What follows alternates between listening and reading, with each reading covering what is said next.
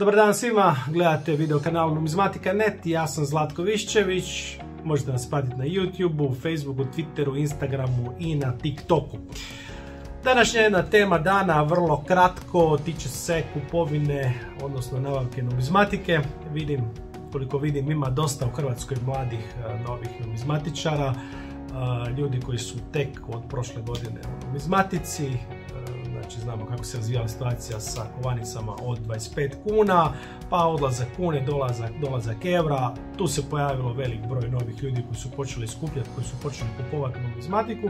I imam jedan savjet za njih što se tiče kupovine numizmatike. To govorim iz razloga što sam se već sa dosta njih sreo, sa dosta njih sam popričao i vidim da dosta njih rade jednu grešku koju sam ja radio dok sam bio mlađi, dok sam tek kretao, a htio bih svakako da to izbjegnu. Naime, savjet broj 1 je da pazite s kim imate posla. Znači, tu kod nas ljudi najviše, pogotovo sad kažem ti mlađi, najviše kupuju numizmatiku preko interneta, što preko ovih oglasnika, što preko društvenih mreža. I tu ima svega i svačega. Ono na što bih vas htio prvo upozoriti je da pazite s kim imate posla. Znači, nisu svi ljudi koji prodaju numizmatiku online profesionalci, nisu svi ljudi stručni, nisu svi ljudi korektni i nisu svi ljudi pošteni. Vi ako nemate iskustva, vama se ti koji prodaju nešto online čine kao da su oni iskusniji, da znaju više od vas, da su to profesionalci, da su to stručni, pošteni i tako dalje. Međutim, kao što inače u životu nije tako, tako ni u slučaju numizmatike nije tako da su ti svi ljudi ok, da su ti svi ljudi korektni. Znači, dobro, kad s nekim stupite u kontakt, da želite nešto kupiti, svakako dobro ispitajte s kim imate posla, da li je neko drugi radio već s tom osobom, da li je kupio nešto od nje, da li je ta osoba korektna. Jednostavno malo ispitajte s kim imate posla i nemojte odmah vjerovati svakome na riječ. Dakle, to je druga stvar što sam sad spomenuo, ne treba svakome vjerovati na riječ, na ono što kaže, uzima to zdravo za gotovo, uzima to kao istinu. Za neke stvari treba provjeriti sam, za neke stvari valja ispitati sam, zato je to vrlo važna edukacija, vrlo važno je informiranje, konzultiranje numizmatičke literature itd. Da ne idem sad, da ne širim priče što se tiče edukacije, nego da se fokusiram samo na ovaj dio što se tiče nabave, trgovine, cijena i tako dalje.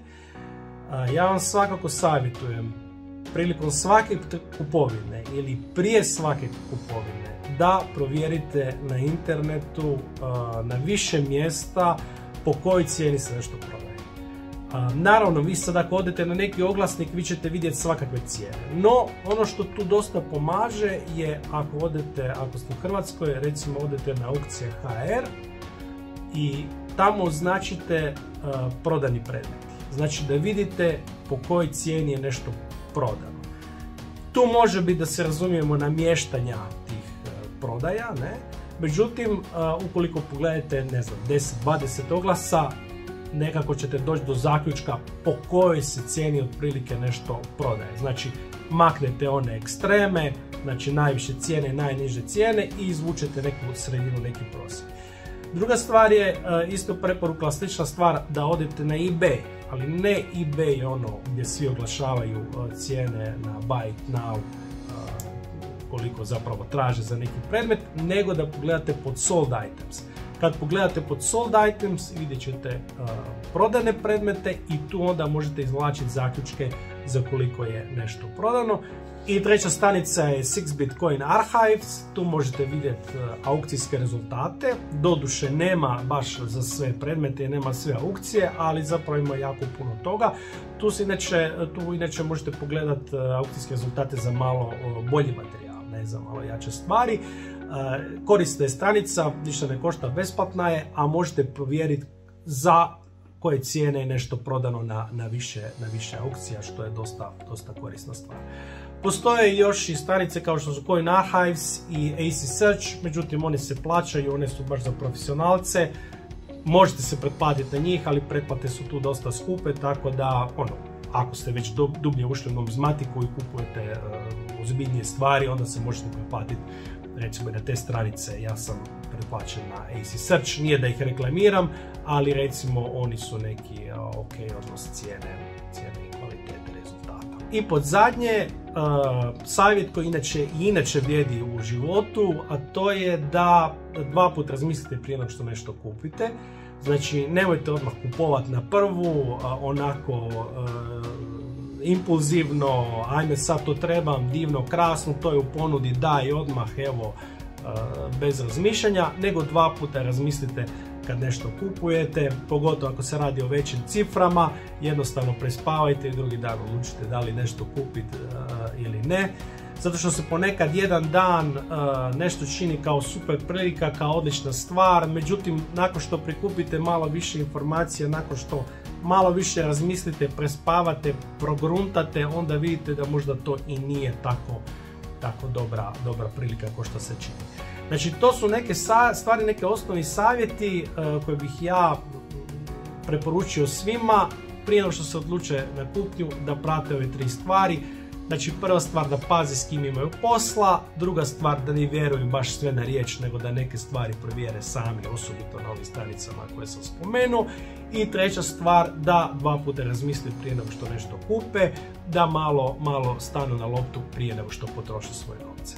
Jer stvarno nema smisla da svoje novce stavljate u nešto onako nepromišljeno, onda danas sutra ako se odlučite tu svoju zbirku prodati, da tu bude neugodnih iznenađenja. I tu mi vjerujte, tu sam se nagledao svega i svačega, jer meni svakodnevno dolaze ljudi sa svojim zbirkama koji su platili ne znam koliko novaca, a onda kad to treba prodati, onda